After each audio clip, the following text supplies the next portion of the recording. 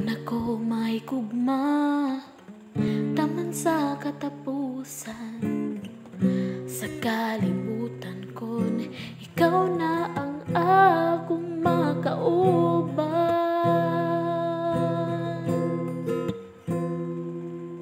Ikaw akong piliyon, hangtod sa hangtod. Wala nilahin pa makapabangkan